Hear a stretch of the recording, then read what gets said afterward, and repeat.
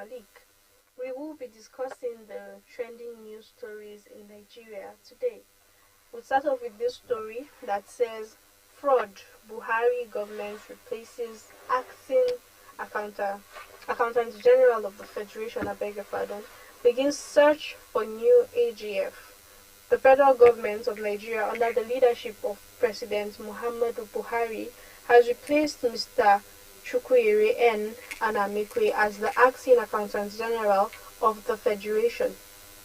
The head of the civil service of the Federation, Mrs. Folashade Yemieson, has issued a circular to that effect. The circular reads, commencement of the process of appointment of a substantive Accountant General of the Federation.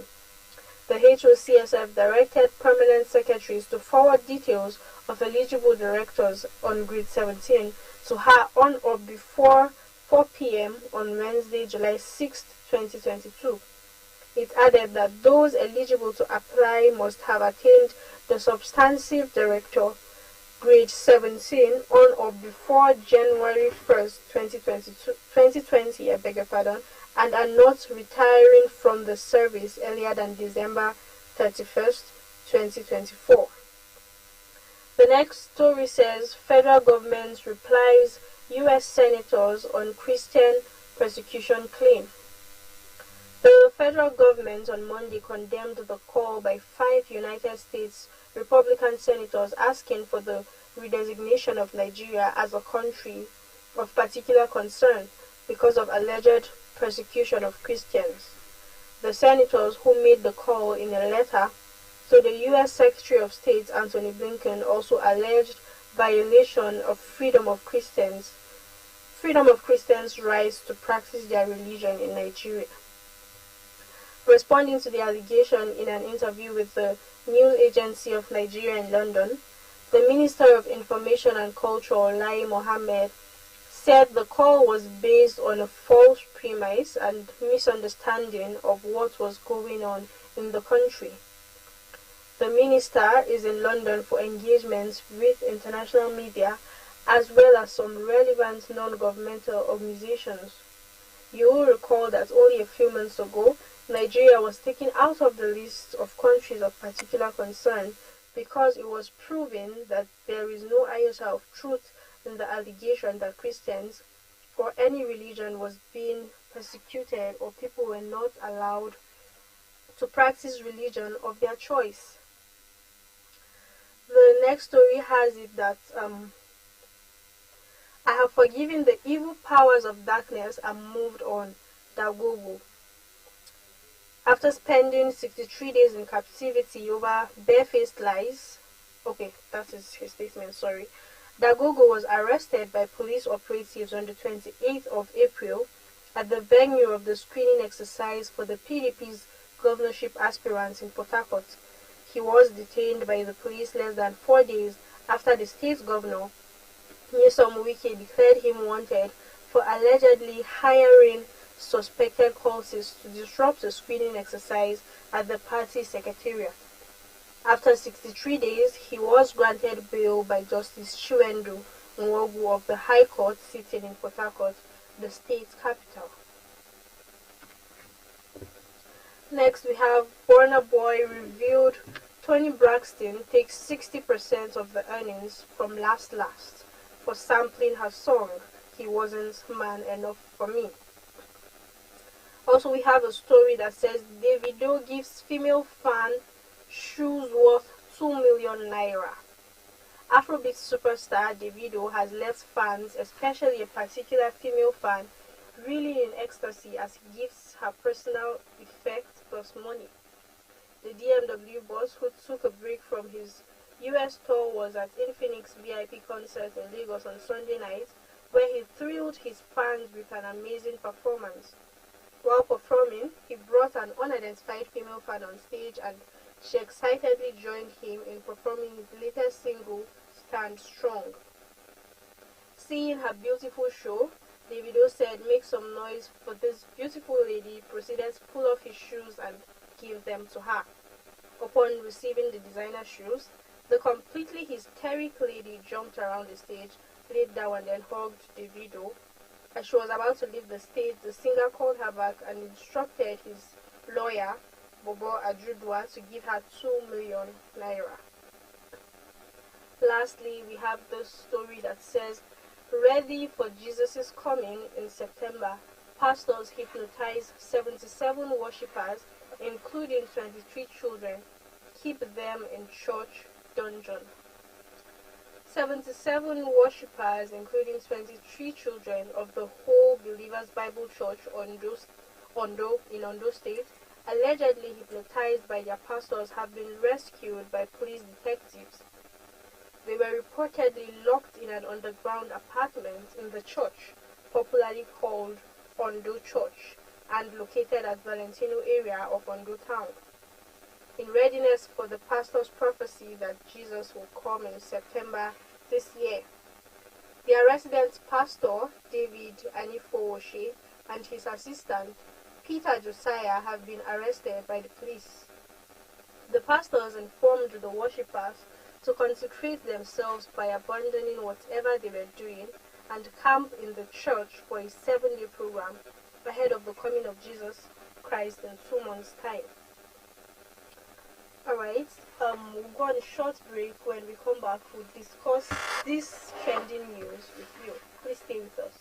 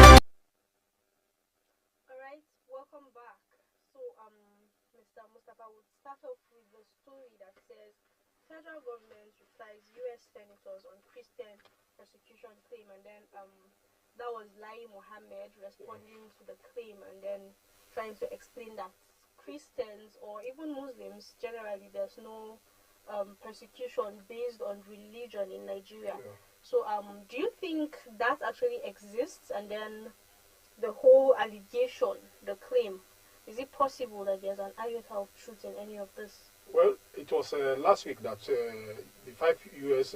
Republican senators that issued that to Anthony Blinken, the Secretary of State, that look, initially it was sometimes last year or early this year that Nigeria was removed from that countries of a particular interest based on religious persecution. So, and since then, there has been a kind of argument here and there, accusation from Khan within Nigeria. Khan has written to the U.S. I think Hassan Kuka too, Reverend Hassan Kuka too, he was in the U.S. himself to lobby through some senators in the U.S. Now, since that time that Nigeria was removed from that countries of interest based on persecution of either religion or ethnicity or like that. So, since then, a lot have happened within Nigeria here, starting from issue of Deborah to issue of attack on churches here and there, and then the Southern Kaduna crisis too, which is being termed to be religious, even in Benue and some part of Plateau too. And so, most of these attacks seems to be headed towards Christians. Even the Muslims are also affected. Even if they are affected, you understand, these are cogent reasons for Nigerians to, religious leaders to rise up and say, okay, this is enough. And that is why you decided that American embassy here, they react to issues of petitions such as that. And then Hassan Kuka himself was in US too in regard to this issue. So it was last week that the 5 US senators decided to, they wrote to Anthony Blinken, the Secretary of State, to say, look, you removed Nigeria from these countries of interest, And since then, there is a lot of persecution of Christians regarding this. So they are now really applying to say, okay, Nigerians will be reinstated among the countries of interest. So that what it means is that American government will continue to watch actions within Nigeria with regard to religion and ethnicity. And when it comes to that, there are so many punishment, like sanctions. When Nigeria is looking for military hardware to buy, issue of human rights record now comes up, and that is why you see a situation like this. Some Nigerians will not know that, look, why should America monitor us? Or even if they monitor us, what would they do? It all boils down to human rights record. At the end of the day, Nigeria will be sanctioned to say, okay, Nigeria cannot access this or Nigeria cannot this. That is what it means. Exactly. Whether we like it or not, as long as individuals continue to rise up and take laws into their hand, there must be narrative of persecution. For instance, the killing of Deborah. Certain people just rose up from nowhere and said, okay, look, our religion says this. If you blaspheme against our religion, this is it. But what happened to the law? Does it mean that we don't have enough law to say, okay, law enforcement agencies to arrest and prosecute? So, in absence of that, to say, okay, if the apparatus of state cannot act and individuals decide to take laws into their hand, what it means is persecution. And even within the apparatus of state, if the apparatus of state is tilted, manipulated to act in a certain way, it's all boils down to persecution. That is what it means. Lai Mohammed is the chief spokesman of the government. He has just said his own. No matter what he says, American government, they are watching. They have their embassies here. They have all their staff here that feed them back with information that they need. And that is exactly what they just did now. Whether we like it or not, as long as individuals continue to act on behalf of the government or being law enforcement on their own, issue of persecution such as this will continue to arise. All right, moving on. The federal government has replaced the Accountant General of the Federation based on alleged fraud. Yeah. And then what is of interest to me is that the replacement now Seems to be more professional now. yes, but there's also an allegation that this person was reportedly under EFCC investigation Okay, this for fraud. replacement. Yes, the replacement. Yes. So I really don't know. You see, The present person has been replaced for the same fraud issue. Yet this person has a background. baggage of corruption. You know, see, the fact is that although he's coming on board in an acting capacity, so I believe that within the process of appointing the substantive Accountant General, he's just holding brief for the meantime. But Yes, that notwithstanding, whoever, for him to remain, if he has EFCC or corruption related cases and he still remain in service, it means the whole thing about the office of the Accountant General of the Federation is a mesh in corruption. It means because probably he's the most senior director in the office of the Accountant General of the Federation.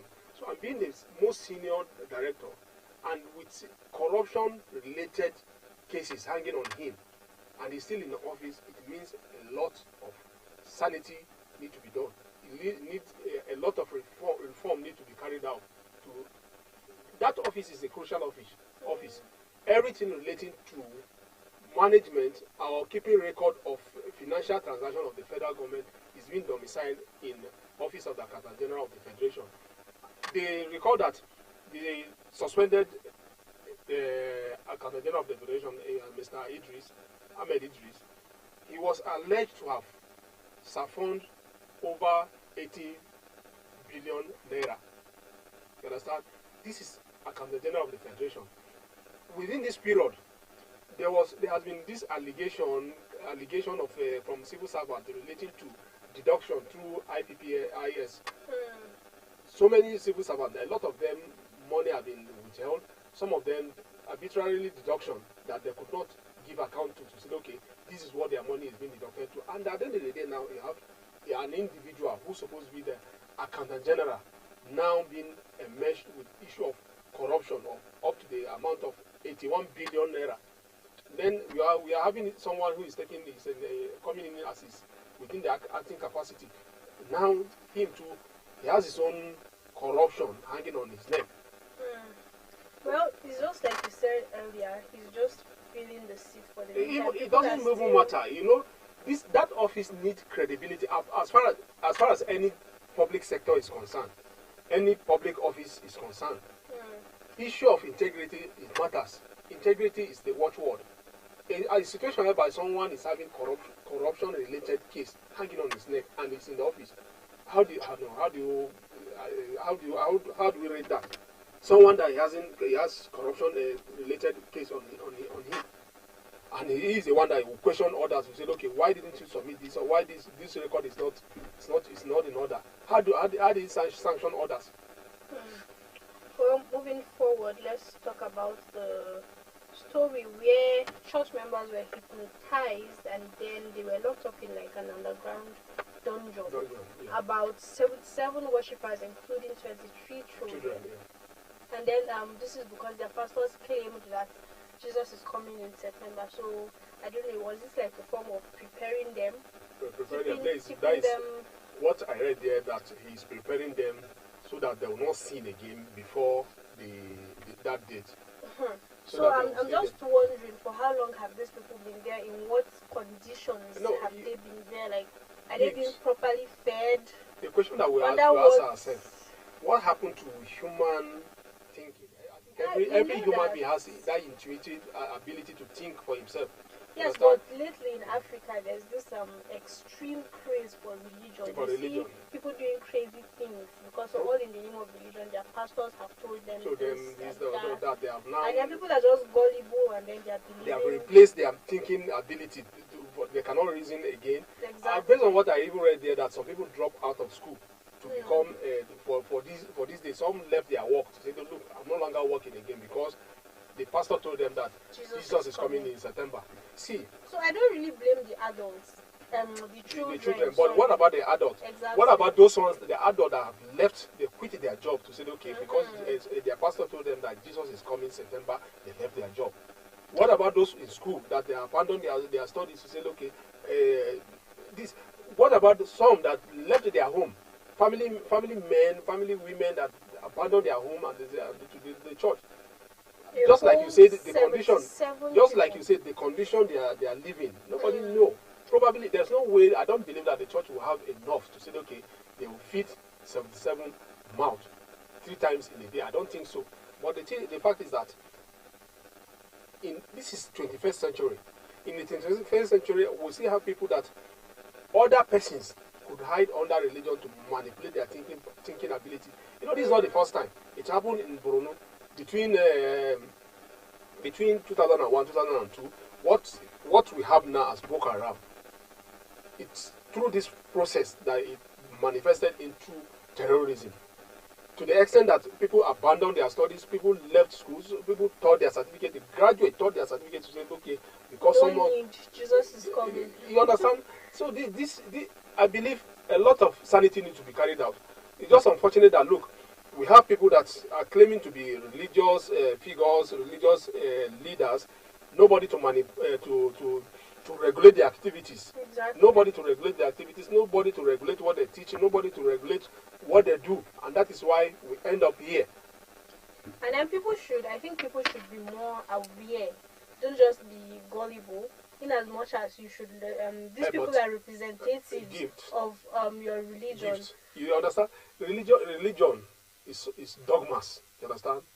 There are, okay, take for instance, if you follow this issue of tithing, which has become more of a social media conversation, you discover that someone will come out and say, look, tithe, there's nothing like tithe, that even if there is tithe, the pastors are not meant to take the tithe. The tithe are not meant for the pastors, but the tithe are meant for somebody to be giving out to certain categories of persons within the society. You see, these are issues that it's more of dogmas. When something has become a dogma, you don't have the right to question that, even if you know quite okay that, look, this thing is not right. You don't have that right to question it. That is what it means, and that is why you see Nigerians and Africans have become so gullible to the extent that they cannot, even if something is black, they cannot say it's black because someone told them that it's white. They cannot say so, and that is where we are now. Well, good news that they have been rescued and then they've been reunited with their families. Yeah. So let's talk about Dagogo. Yeah. He said he has forgiven all the evil powers of darkness and has moved on. He wrote a letter, and then the letter is quite long, so I won't be reading it. But basically, he was arrested at the venue of the screening exercise for the PDP's governorship aspirants in Port Harcourt. Also, he was said that Governor Nyesom Wike declared him wanted for allegedly hiring suspected cultists to disrupt a screening exercise at the party secretariat. Yes. And then after 63 days in detention, he has been granted bail. I could remember the video of Nyesom Wike while he was speaking in a particular function. He said a lot regarding Father Dagogo. Father Dagogo is a House of Rep member. He has been a House of Rep member. He was former ex-militant, now granted amnesty, and somehow he became House of Rep member. And Nyesom Wike now said, look, he threatened to disrupt the activities of the party within the state. And Nyesom Wike said, look, as long as he remained the governor of the state, nobody, that was his statement, he said, nobody can bring down this state, that he will never allow that.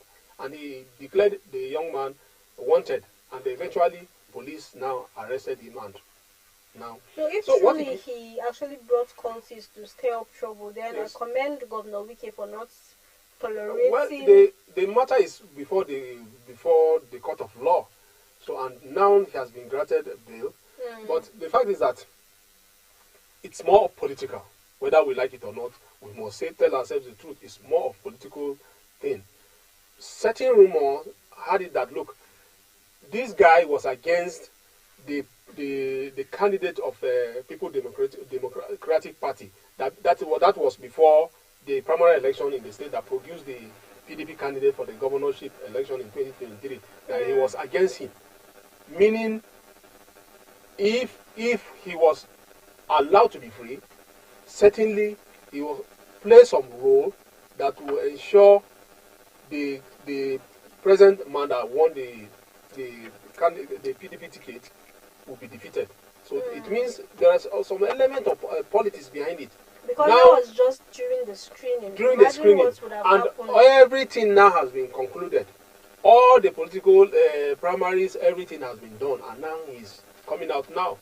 It means probably his own ticket too. He did not even secure his own ticket. That is what it means. And I believe that is in the light of that, that is why he is saying that he has forgiven everybody that worked against him.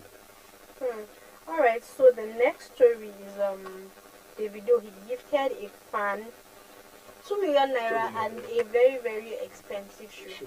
At this point, I actually envy her because if she decides to resell those shoes, it's going to be a lot of money. And then he still gave her 2 million naira. I think that was very generous of him. Yeah, Davido is good at generosity. Generosity is so generous, There are a lot, recall that is it his last year birthday or this year birthday that he used a kind of fundraising whereby now and he gave out money to charity. To charity, you understand?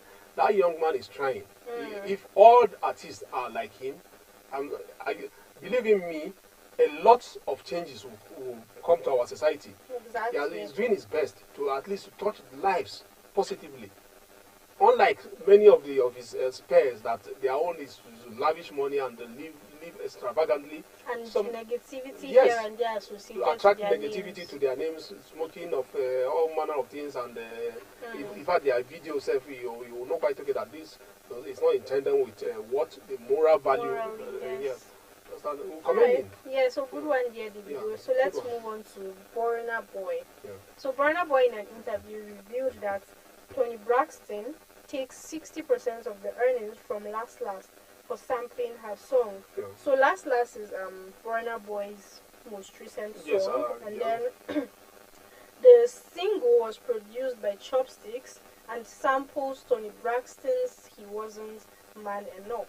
So basically, it's just like picking her beats and then doing something with it, and then she gets to take proprietary right is there. So yes, but then it's actually a trending issue on Twitter, and then people are saying that 60% is huge.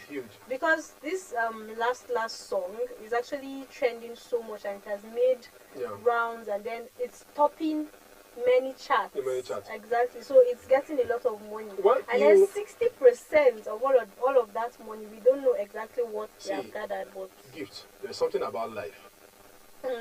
If remember that this guy is I should take him that like #1 in Africa right now. So and he's like trying to like make a name. He's looking towards award now. The award now, it comes in different this thing now. It's all about Grammy. You understand?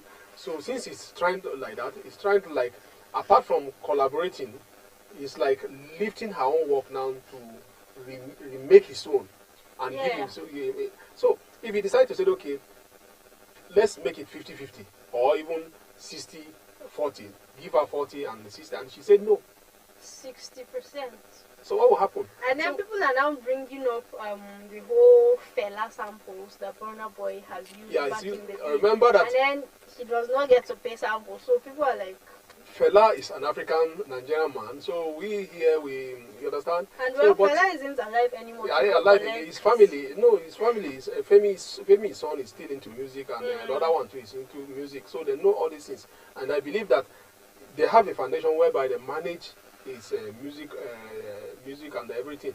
So all along, many of them artists in Nigeria, artists, they dabble into the work of Fela, and they use it based on say, okay, we all of us were Nigerian, everything just like that, paddy thing.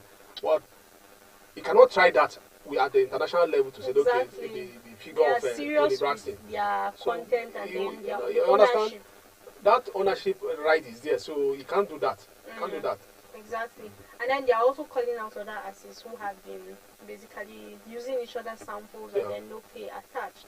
And then also the fact that you have to pay his label before he gets his own percentage. So some people are saying that it's quite unfair on him. But it's just like you said, you can't try that. You can't try that. International. Tony Braxton is not today's woman. She has made a name for herself. So before you know, they will just institute a legal process to say, okay, they will sue him. Exactly. Understand? So to me, it's more or less like tapping from a big international star. He's going to gain it, but definitely not from this contract, but he will gain it in the future. And even on this particular he will still gain it. That 40% that he's getting, the song is making a lot of waves. You understand? So it means Tony Braxton will still promote his own work too over there. Indirectly, she will promote it because as she promotes, she has a stake in it. That is what it means. Exactly. You understand? The collaboration we are talking about, this is with international artists, it matters. It's just like when you said, okay, I collaborate with you, with your company, because you have a stake in my own company. If you push my company forward, you too you benefit from it. That is what it means. That is exactly what the young man has done. Maybe in the future collaboration now, you now decide to say, okay, I'm already that #1 in Africa. Not in the rhetoric term again, but in the real term. I'm the #1 in Africa. Since I'm #1 in Africa, take 10%. And then they will rush it too. To say, okay, last time I garnered millions of dollars from this person. So now we can work together too. Makes a lot of sense. Alright, so there you have it. Thanks for joining us on News Wrap Up. My name is Gabriel Gibbs and I have had Mr. Mustafa Abdul Malik. Please join us tomorrow. And also, please subscribe to our YouTube channel. We are Aspheric TV on YouTube. And also follow us on all of our social media platforms. On Facebook, we are official Aspheric TV. On Instagram and Twitter, we are Aspheric News. Thanks for watching. Bye. Go ahead. Yeah, we got it. Business news, sports news, politics, transportation, entertainment, environment, and all of it. Go to Aspheric TV for those content. Was you? Correct. For gifts, keep watching Aspheric TV. You can subscribe to our YouTube channel. We are Aspheric TV on YouTube. On Twitter, Instagram, we are Aspheric News. Bye.